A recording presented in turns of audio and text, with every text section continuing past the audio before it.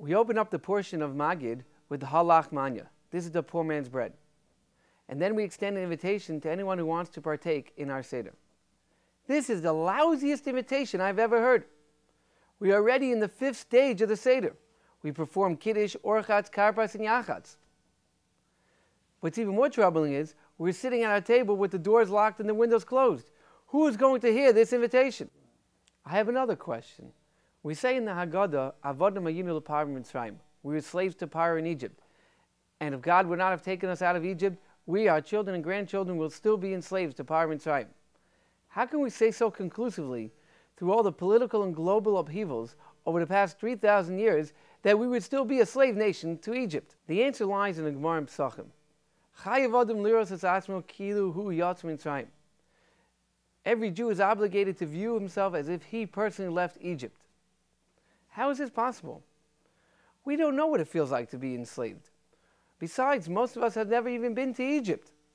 How can we possibly be obligated to view ourselves as if we personally left Egypt? The Egyptians were extremely involved in avodah zarah, idolatry.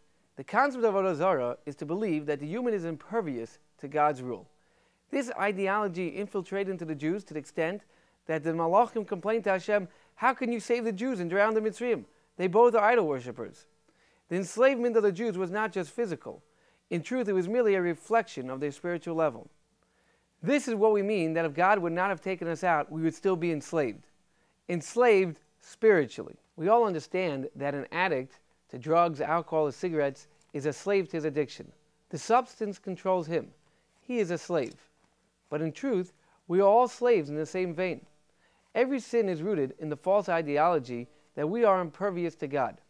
Whenever we have an urge or desire to do or say something, and we can't resist, that is slavery. On this night, Hashem is giving us a gift, freedom.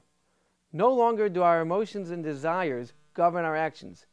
Rather, our neshama, which its only desire is to do the will of God, dictates what we say or do. This is what the Gemara means, that we have to view ourselves as if we left Egypt. That every year, on Seder night, we receive a clarity of God's supremacy. Now we understand the invitation that we are extending with the halach ma'anya, while the doors are locked and the windows are closed. It is not an invitation to others. Rather, it is a metaphoric invitation to ourselves. An invitation for us, not just to perform the laws and customs of the Seder, but rather to partake and experience on this night a freedom from ourselves. And this is why the invitation is specifically at the beginning of Magid. Relating the story of Yetzias Mitzrayim is what gives us the clarity of God's absolute control. On behalf of Yeshiva Pesach Torah Institute, I wish you and your families a Chag Kosher V'Sameach.